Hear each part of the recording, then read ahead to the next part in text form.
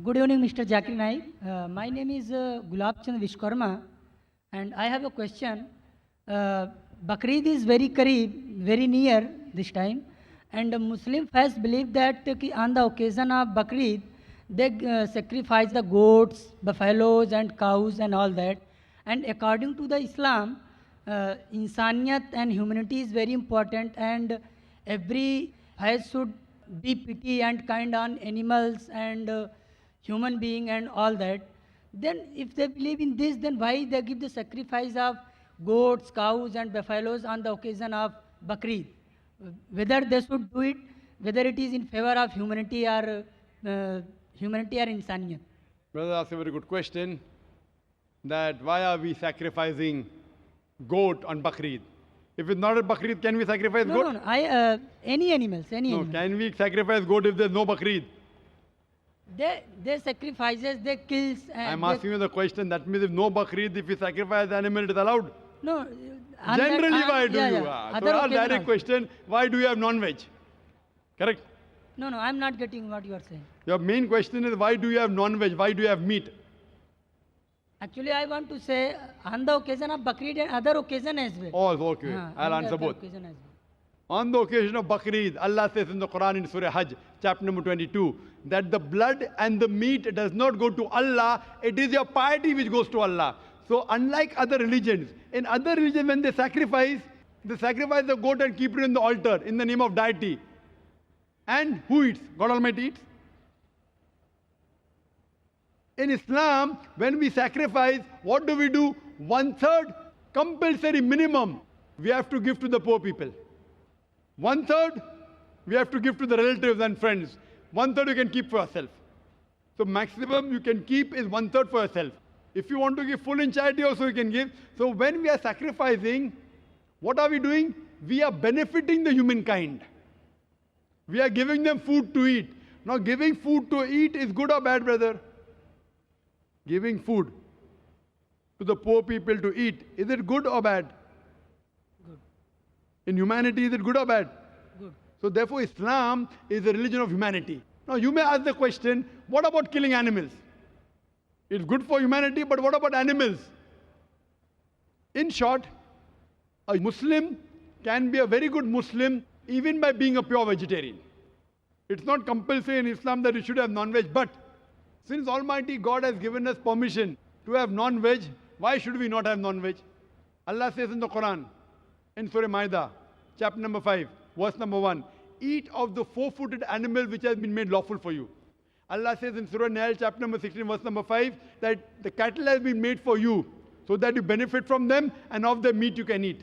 The same message repeated in Surah Mu'minun, chapter number 23, verse number 21, that in the cattle is an instructive sign. From the belly you drink milk, and of the meat you eat. So since Almighty God has given us permission, why should we not have it? Now coming to the logical aspect, today science tells us that in non-veg food, in flesh food, it is rich in vitamins, and it is only food which has got complete protein. Our human body, there are total 23 amino acids required by the human body, out of which 8 are not synthesized in the body. It has to be given from the external diet. There is no vegetarian food which gives you all the 8 amino acids.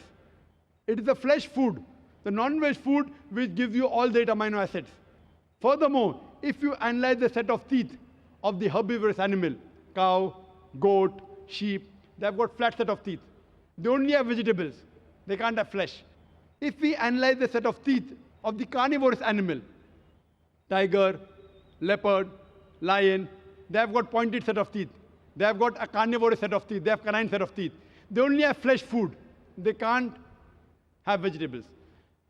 If we go in front of the mirror and we see a set of teeth, we have got pointed teeth as well as flat teeth. We have got an omnivorous set of teeth. If Almighty God wanted us to have only vegetables, why did He give us the pointed teeth? For what? To have the flesh food. Furthermore, the digestive system of the herbivorous animal, cow, goat, sheep, can only digest vegetables. They can't digest flesh food. The digestive system of the carnivorous animal, tiger, leopard, lion, can only digest flesh food. They can't digest vegetables. But the digestive system of the human being has got small intestine and long intestine. We can digest vegetable as well as fresh food. If Almighty God wanted us to have only vegetables, why did He give our digestive system we can digest both? Furthermore, there is a misconception that Hindus should not have non-veg. It's misconception.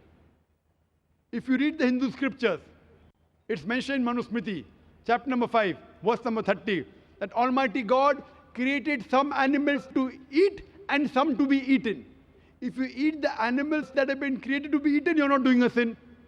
It's mentioned in Manusmriti, chapter number 5, verse number 31, that Almighty God has created some animal for sacrifice.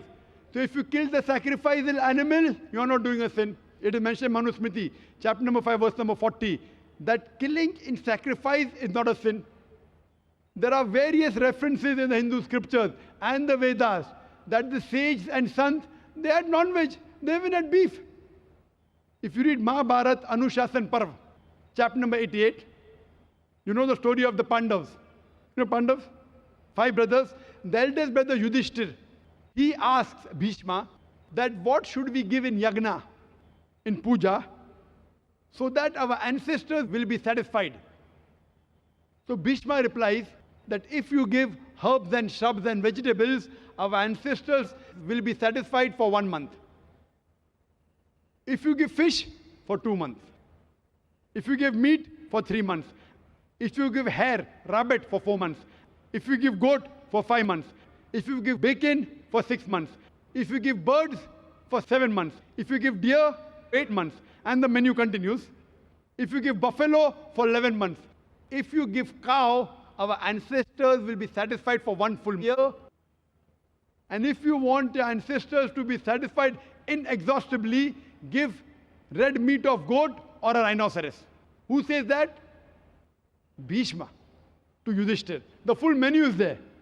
Vegetables, fish, rabbit, goat, everything is there. Buffalo, cow.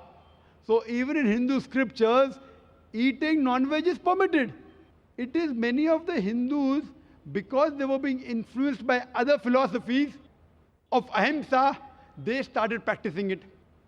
And these people who follow ahimsa, that's non-violence, not killing any living creature, if any human being can lead a life without killing living creatures, I'm for it.